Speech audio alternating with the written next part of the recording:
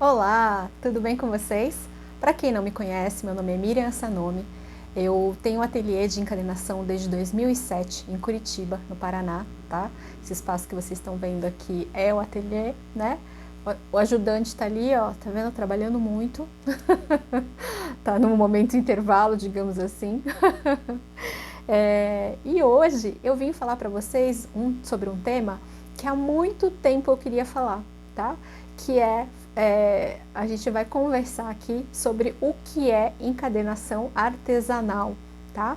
Enfim, o que significa isso? O que é encadernação artesanal? O que é um encadernador, tá? Então, né? Para a gente ir da maneira mais didática possível, digamos assim, peguei um dicionário aqui, tá? Que é um dicionário, inclusive, que eu confio muito, né? Não sei se vocês ainda têm dicionário de papel aí na sua casa. Esse aqui foi o da minha enteada que ela usou no ensino médio, tá bom? E fui pesquisar lá sobre os termos aqui, então vamos lá, tá? Para começar, tá bom? Não se preocupe que não vamos ficar só nisso aqui, não. Mas eu gosto muito da língua portuguesa, então achei que valia a pena esse esforço aqui, tá? Então, encadernação, tá? Substantivo feminino. 1. Ação ou processo de revestir com capa dura as folhas que compõem um livro. 2. Parte externa, capa do livro. 3. Local onde se encadernam livros. Estranho, mas tudo bem. Encadernador. Adjetivo, substantivo masculino, acho que é isso. Tudo abreviado. Tá. Que ou quem encaderna ou trabalha em oficina de encadernação. Então, estamos no caminho certo. Encadernar. Tá? Verbo. Transitivo direto. Unir folhas, livros, etc. em um só volume. Geralmente com capa. Então é isso, gente. Então, segundo o dicionário, né? E eu acredito que essa descrição esteja correta mesmo. Sim, encadernação é o ato de você pegar folhas, certo? Juntá-las num volume e criar um objeto, né? Digamos assim, certo? Então, como assim? Né? Então, aqui nós temos folhas, tá? Então, ó, né? Elas foram dobradas aqui uma a uma, tá? Eu peguei uma folha, dobrei ao meio, né? Fiz isso várias vezes, daí fui juntando ela, todas as folhas num número específico, né? Formei aqui, ó, vários conjuntinhos de folhas dobradas, tá? Daí eu fiz uma costura, certo? Né? Ou seja, seguindo o dicionário ali, né? Juntei todas as folhas e montei todas elas aqui de maneira que formassem um volume único, tá? E depois, né, numa outra parte do processo aqui, ela vai virar um caderninho, tá? Como esse daqui, tá? Lombada quadrada, fechada, que é a estrutura mais clássica que existe dentro da encadernação artesanal, mas no caso aqui eu usei tecido, né? Então, ó. Ok? Então, encadernação, certo? Então, estamos dentro do que foi descrito no dicionário.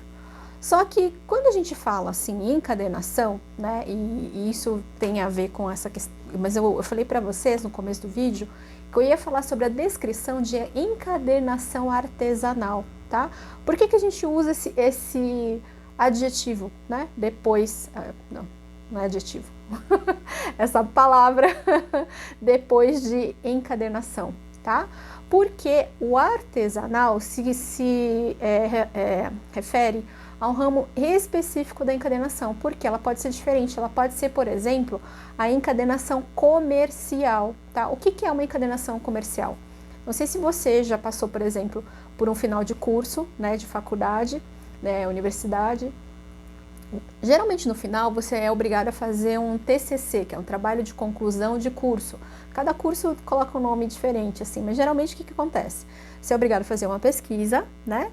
E no final do ano, que leva o ano inteiro para ser desenvolvida, ou 6 meses, depende de cada curso, né? Depois que você termina essa pesquisa, você tem que, né, passa por aquele sufoco tudo de fazer a pesquisa, você imprime todas as páginas e você leva numa gráfica para fazer a encadernação. Geralmente é assim que acontece, né?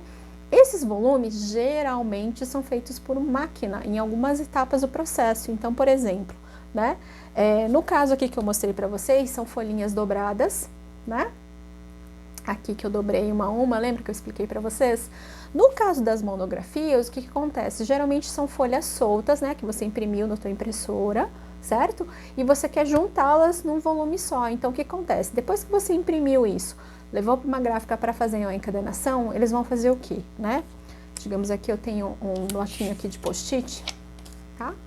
Digamos que esse aqui é o meu volume, né? As folhinhas estão aqui e eu preciso fazer uma encadernação para juntar todas as folhas aqui. Então, como que é feito o sistema? Ele é feito, existe uma máquina que faz as furações aqui, né? Existe uma outra máquina que coloca as linhas aqui, que no caso faz a costura, tá? Isso depende de gráfica para gráfica, às vezes eles têm uma pessoa que faz isso, né? Mas geralmente o processo ele é mecânico, tá? Isso é feito por máquina, né? E daí na montagem da capa, sim, essa parte é feita por uma pessoa. Geralmente eles fazem um acordo com um encadernador. Lembra que a gente leu no dicionário? O encadernador produz a capa específica para aquele modelo, né? E uma outra pessoa faz a gravação, porque geralmente nesses trabalhos de TCC existe uma gravação na lombada, dourada geralmente, ou prateada, dependendo do curso, né?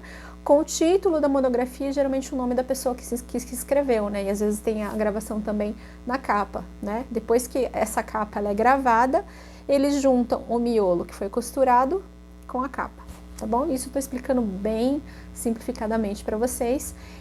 Então, esse tipo de encadernação, ela é feita muito rapidamente, geralmente com materiais inferiores, tá? Não estou julgando quem faz esse tipo de trabalho, tá? Mas só para mostrar para vocês, exemplificar para vocês que é um trabalho diferente do que esse que a gente faz aqui, tá? Então, então essa seria a encadernação comercial, né? O resultado disso é essa monografia que tem nas faculdades, né? Geralmente uma cópia fica na faculdade, tal. Tudo isso que você encontra, né, de trabalhos, essa é uma encadernação que é considerada comercial, tá? Não quer dizer que uma pessoa que trabalha em encadernação artesanal não faça esse tipo de coisa, tá? Pode fazer, né? Mas o foco geralmente é diferente. Por quê? Então, no caso aqui, né, que eu mostrei para vocês, imagina, né? Para montar um caderninho, né? Cada papel foi dobrado um a um, né? Então a gente acaba colocando essa energia nesse processo todo, né? Então isso faz com que, de certa maneira, cada objeto desse seja único, tá bom? Então, por mais que a gente queira, né, não consegue fazer um exatamente igual ao outro. Vocês conseguiram entender a diferença de uma coisa para outra? Então, existe a encadernação comercial e essa encadernação artesanal, tá? Que é, no caso, com o qual eu trabalho, e é a encadernação que eu ensino. Então, ela tem esse diferencial, né, nesse sentido, porque cada coisa tem um porquê, né? No caso ali da gráfica, ela trabalha geralmente com volume, as coisas são feitas muito rápidas, como eu disse para vocês, com materiais mais baratos possíveis, né, de maneira a ficar vendável o sistema, né? Todo o sistema seja vendável, até por conta que eu falei para vocês, existem todas as etapas, esses profissionais que de certa maneira estão ligados a esse setor, tá? Tanto que às vezes o pessoal me acha no Google e me pede para fazer esse tipo de coisa. Ah, eu preciso encadernar minha monografia. Eu explico que o meu trabalho não é esse, tá? E encaminho para alguma gráfica aqui, inclusive tem algumas muito boas aqui perto do meu ateliê, tá bom? Mas quando a pessoa quer uma coisa diferenciada, quer uma coisa que geralmente é para fazer um presente, um agrado para alguém, né? Ou tem alguma coisa muito específica, por exemplo, ela às vezes quer usar um material diferente como miolo, ou como capa, ou que é um modelo que seja diferente, que tenha costura aparente, enfim, a variação é enorme, né? Vocês sabem que a gama é infinita, eu já tenho até alguns vídeos, eu acho que aqui no canal do YouTube, mostrando vários tipos de encadernação aqui. E isso não são todos, tá? São alguns modelos que eu selecionei, né? E a gente acabou fazendo um vídeo para mostrar isso, né? Para vocês terem só uma ideia de um pouquinho do que pode ser feito através da encadernação artesanal. A gente tem essa liberdade toda de poder brincar, né? Poder brincar, poder fazer misturas, poder fazer experiências, principalmente, né? Eu lembro que quando eu comecei a trabalhar com encadernação, eu tinha uma coisa muito tímida, assim, porque a encadernação que eu tinha na minha cabeça era aquela coisa do livro, né? Que você compra em papelarias ou em livrarias, né? Ou essa tradicional mesmo, que é feita pro comercial, né? Então, geralmente eu fazia uma coisa muito sóbria, né? Muito certinha, assim. E eu lembro que uma coisa que foi divisor de águas para mim foi fazer aula com uma professora chilena, Orieta Vasquez, lá em São Paulo, né? Na antiga Aber.